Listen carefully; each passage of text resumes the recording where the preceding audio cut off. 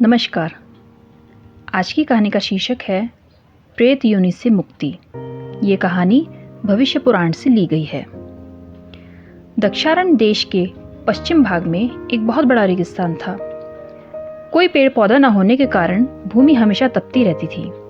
कंटीली झाड़ियों के फल तो शायद कभी मिल भी जाएं, पर पानी की एक बूंद भी नहीं मिलती थी। तपती रेत से पानी का भ्रम होने पर मृग प्यास से तड़पते हुए दौड़ दौड़कर मर जाते थे। एक बार एक वैश्य अपने साथियों से भटककर उस भयंकर मरुभूमि में पहुंच गया। भूख प्यास से व्याकुल होकर वह इस निर्जन प्रदेश में असहाय होकर भटक रहा था। सोच रहा था कि जाने किस पाप से यहाँ आ गया। अब तो लगता है भूख प्यास से यही मर जाना होगा। इस क्षेत्र में कुछ प्रेत आत्माएं रहती थी। इस जीवित प्राणी को इस प्रकार व्याकुल और भूख प्यास से तड़पते देखकर एक प्रेत को उस पर दया आ गई। उसने पूछा, तुम इस निर्जन भूमि में कैसे आ गए? वैश्य ने इधर उधर देखा कि वह मनुष्य जैसी आवाज कहाँ से आ रही है। जब कोई दिखाई न दिया तो बोला, आप कौन हैं और कहाँ से बोल रहे हैं? मुझे दिखाई नहीं दे रहे हैं। मैं अपने किसी पूर्व कुकृत्य के कारण अपने साथियों से भटक कर यहाँ आ गया।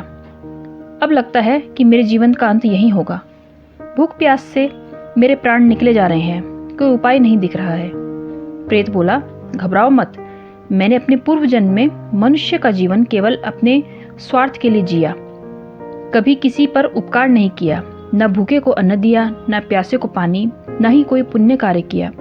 मृत्यु के बाद अपने कर्म फल से मुझे प्रेत योनि मिली है। मेरा सूक्ष्म शरीर उसी कर्म फल को भोग रहा है। तुम चिंता मत करो, यही प्रतीक्षा करो।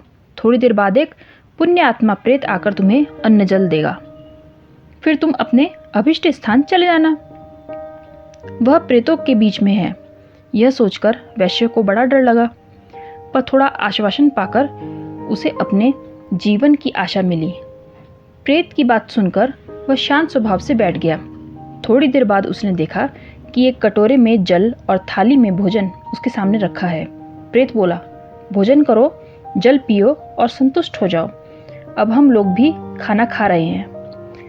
भूखे प्यासे वैश्य ने भोजन कर लिया, पर सोचने लगा कि अदृश्य रूप से यह भोजन देने और इतने प्रेतों को भोजन खिलाने वाला कौन है?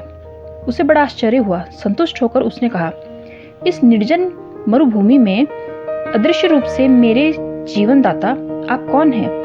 इस दुर्गम स्थान में यह अन्न जल आपको कहाँ से मिला?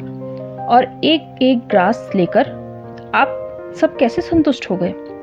आप सब कोई महान प्रेतात्मा लगते हैं। यह सुनकर प्रेतराज ने कहा, हे वैश्य प्रवर, मैं अपने मनुष्य जीवन में बड़ा ही दुष्ट प्रकृति का था। मैंने कभी किसी भूखे को भोजन नहीं दिया, न पानी दिया। धन के लोभ में अपने ही स्वार्थ में जीता रहा। कोई भी पुण्य कार्य करने को सोचा ही नहीं। संयोग से अपने पड़ोस में रहने वाले एक धर्मनिष्ठ ब्राह्मण के साथ मैं तीर्थ यात्रा पर गया और उसके साथ उसे देखकर मैंने भी तीर्थ क्षेत्रों में दान पुण्य किया। अन्न क्षेत्र खोला, वस्त्र दान किया। धर्म क्षेत्र में जो भी पुण्य कार्य संभव हुआ वह किया। शायद उसी थोड़े से पुण्य कर्म से मुझे यहाँ की प्रेतात्माओं की क्षुधा मिटाने का पुण्य मिल रहा है। यहाँ रहने वाले अन्य प्रेत भी अपने पूर्व जन्म के दुष्ट कर्मों के कारण प्रेत योनि का कष्ट भोग रहे हैं। वैश्य ने कहा, हे प्रेतराज, आप इस योनि में भी मेरे लिए गुरु तुल्य हैं।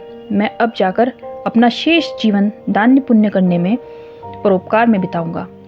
आप सबकी मुक्ति के लिए मैं क्या कर सकता हूँ, मुझे यह बता दीजिए। प्रेतराज बोले, वैश्यवर, अच्छे कर्मों का मन से संकल्प करने से ही पुण्य का फल मिलने लगता है। आप अपने घर जाकर अपने इस उत्तम विचारों से कार्य कीजिए तथा गया तीर्थ में जाकर अक्षय वट के नीचे हम प्रेतों का नाम का श्राद्ध तर्पण कीजिए। इसके फल स्वरूप हम सब प्रेत योनि से मुक्त हो जाएंगे।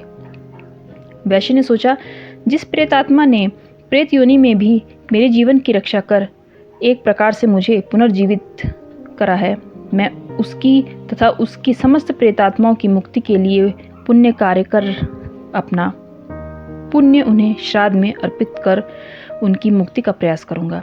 प्रेत द्वारा निर्देशित मार्ग से वह मरुस्थल पार कर अपने देश आ गया और जैसा सोचा था वैसा ही किया। आपको ये कहानी कैसी लगी कमेंट बॉक्स में ज़रूर बताएं और चैनल को सब्सक्राइब करें। Thank you.